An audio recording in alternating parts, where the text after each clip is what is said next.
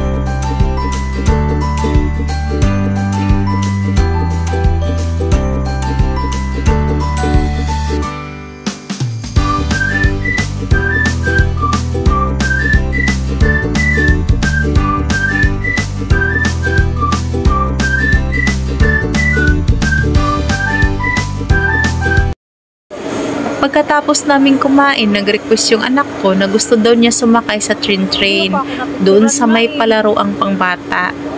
Bago kami nagpunta doon, nagpicture-picture muna ako. Umaaura ang peg.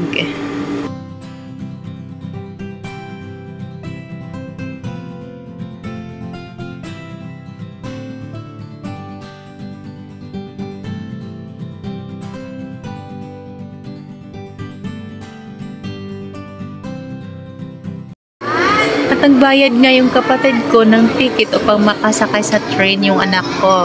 60 pesos per head pero di na ako sumama sa pagsakay kasi medyo sumama yung pakiramdam ko. Kaya siya na lang sumama.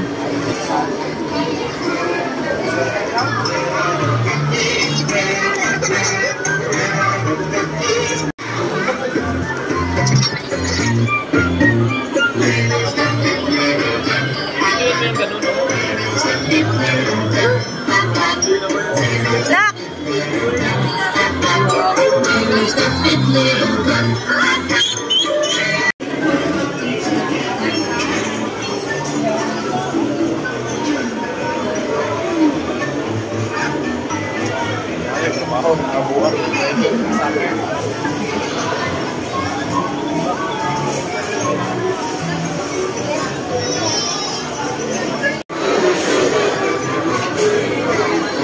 baka mahulog si Gavin ka nga.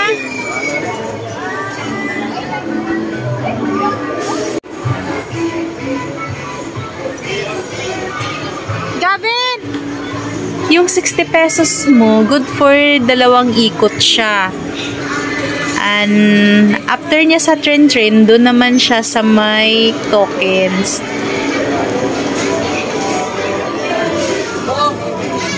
Doon mo sa iba doon, pasakay sa kayo mo doon. Actually, mahiyain talaga sa pictures yung 2 kapatid ko. After namin doon sa palaruan, napagpasyahan namin na magpunta sa Benz kasi nag-sell daw doon. Kaya yun, pinamili namin ng mga gamit yung kapatid ko. Yan, pumipili sila. Pero doon lang dapat sa mura kasi wala ng budget. Yan, pumili din yung partner ko. Kasi yung damit niya pambahay lang. Ako yung may birthday pero ako yung nagregalo sa kanila. O diba? Saan ka pa? At nung nakapagbayad na ako ng mga pinamili ko, naghahanap naman kami ng tindahan ng relo. Ibibili ko kasi ng relo yung kapatid kong babae as a gift ko sa kanya sa Pasko. Kaya siya yung pinamili ko sa gusto niyang kulay.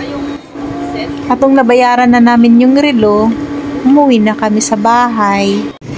Ginabi na nga kami sa pag-uwi mga be, commute pa kami. Pero worth it naman lahat ng pagod kasi nag-enjoy kaming lahat.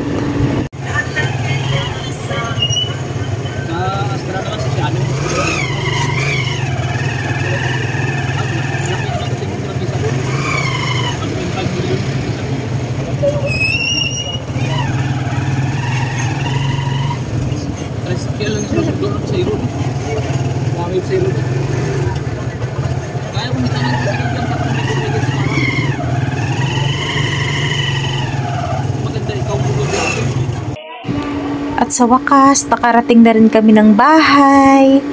Salamat sa panonood. Hanggang sa muli mga bi. Pasensya na kayo sa voice over ko at di ako sanay.